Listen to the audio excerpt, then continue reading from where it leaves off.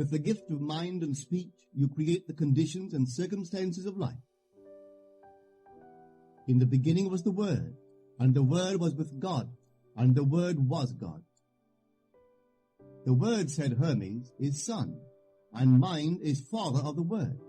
They are not separate one from the other, for life is the union of Word and mind. You and your inner talking or word are one. If your mind is one with your inner conversation, then to be transformed in mind is to be transformed in conversation.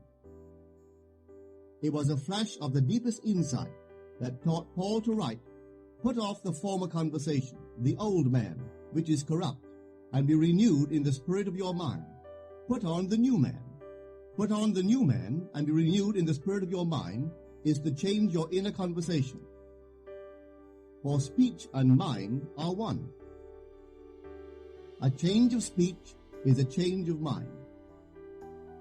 The prophet Samuel said, "The Lord spake by me, and his word was in my tongue." If the Lord's word was in the prophet's tongue, then the Lord's mouth that uttered the word must be the prophet's mind. For inner conversations originate in the mind and produce little tiny speech movements in the tongue. The prophet is telling us that the mouth of God is the mind of man, that our inner conversations are the word of God, creating life about us as we create it within ourselves. In the Bible you are told that the word is very near to you, in your mouth and in your heart, that you may do it. See, I have set before you this day life and good, death and evil, blessings and curses. Choose life. The conditions and circumstances of life are not created by some power external to yourself. They are the conditions which result from the exercise of your freedom of choice, your freedom to choose the ideas to which you will respond. Now is the accepted time. This is the day of salvation. Whatsoever things are of good report, think on these things.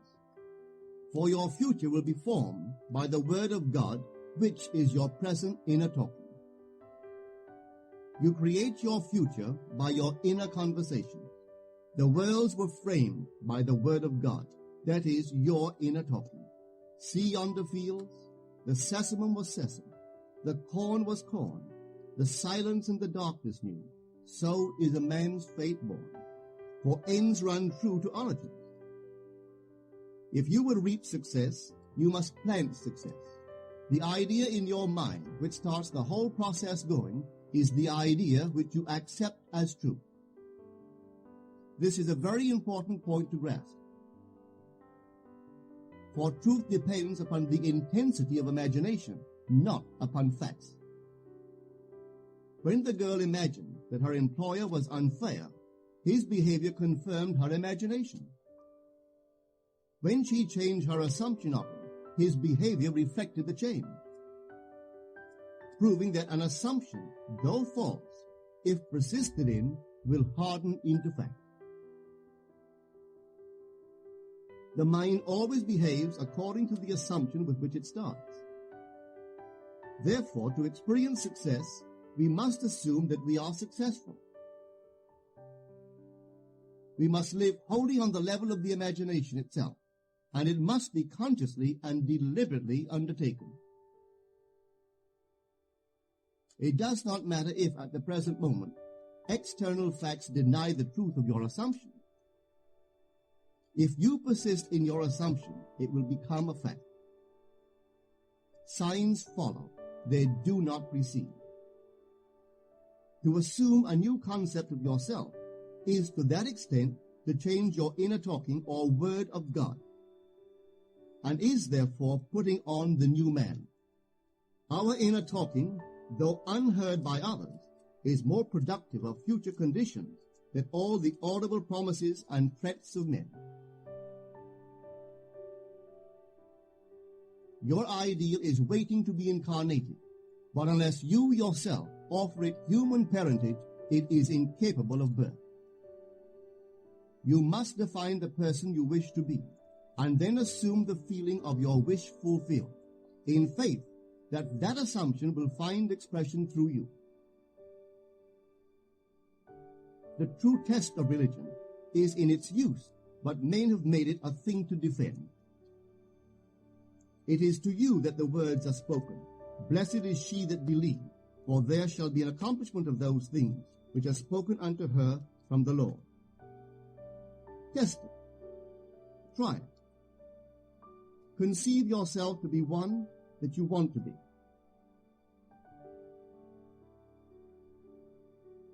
And remain faithful to that conception, for life here is only a training ground for image making. Try it and see if life will not shape itself on the model of your imagination. Everything in the world bears witness of the use or misuse of man's inner talking. Negative inner talking, particularly evil and envious inner talking, are the breeding ground of the future battlefields and penitentiaries of the world. Through habit, man has developed a secret affection for these negative inner conversations. Through them, he justifies failure, criticizes his neighbors, gloats over the distress of others, and in general, pours out his venom on all. Such misuse of the word perpetuates the violence of the world. The transformation of self requires that we meditate on a given phrase, a phrase which implies that our ideal is realized,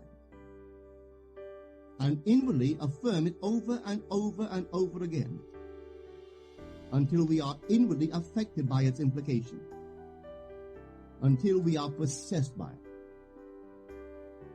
Hold fast to your noble inner convictions or conversations. Nothing can take them from you but yourself. Nothing can stop them from becoming objective facts. All things are generated out of your imagination by the word of God, which is your own inner conversation.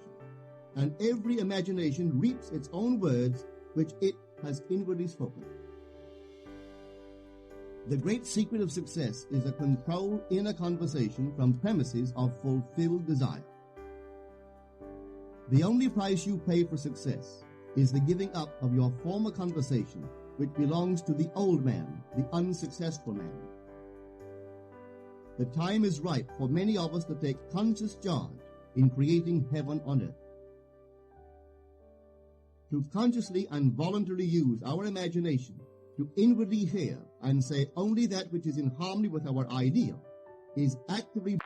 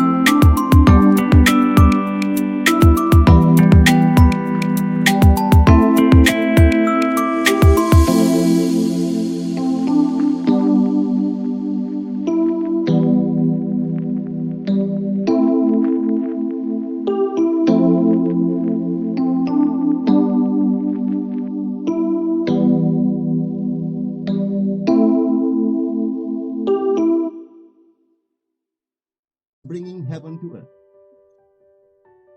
Every time we exercise our imagination lovingly on behalf of another, we are literally mediating God to that one. Always use your imagination masterfully, as a participant, not an onlooker. In using your imagination to transform energy from the mental, emotional level to the physical level, extend your senses. Look and imagine that you are seeing what you want to see, that you are hearing what you want to hear, and touching what you want to touch. Become intensely aware of doing so. Give your imaginary state all the tones and feeling of reality. Keep on doing so until you arouse within yourself the mood of accomplishment and the feeling of relief. This is the active, voluntary use of the imagination, as distinguished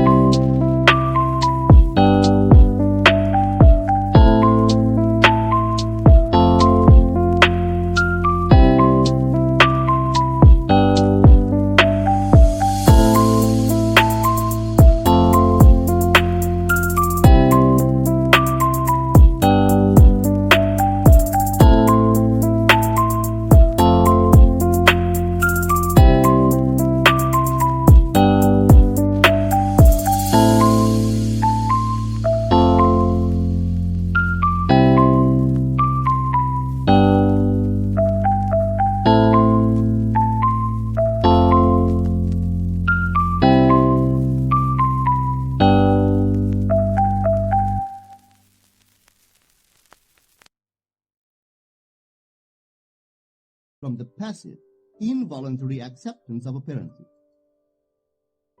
It is by this active, voluntary use of the imagination that the second man, the Lord from heaven, is awakened in man.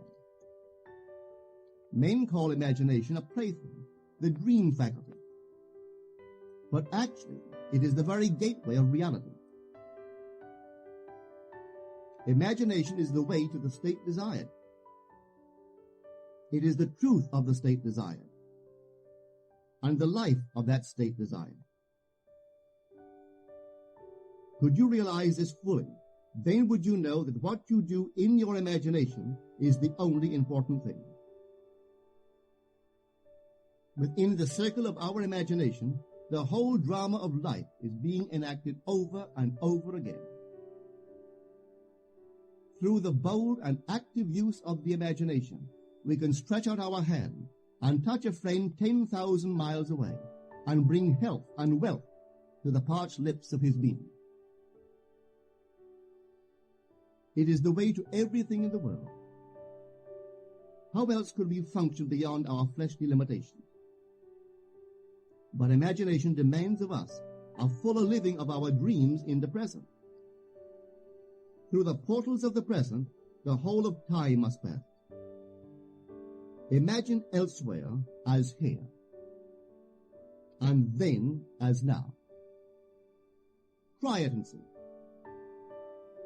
You can always tell if you succeeded in making the future dream a present fact by observing your inner talking. If you are inwardly saying what you would audibly say were you physically present and physically moving about in that place, then you have succeeded. And you could prophesy from these inner conversations and from the moods which they awaken within you what your future will be. For one power alone makes a prophet, imagination, the divine vision. All that we meet is our word made visible. And what we do not now comprehend is related by affinity to the unrecognized forces of our own inner conversations and the moods which they arouse within us. If we do not like what is happening to us, it is a sure sign that we are in need of a change of mental diet. For man, we are told, lives not by bread alone, but by every word that proceeds from the mouth of God. And having discovered the mouth of God to be the mind of man, a mind which lives on words or inner talking, we should feed into our minds only loving, noble thoughts. For with words or inner talking we build our world. Let love's lordly hand raise your hunger and thirst to all that is noble and of good report. And let your mind starve ere you raise your hand to a cup love did not fill, or a bowl love did not bless, that you may never again have to say, what have I said? What have I done? O all-powerful human word.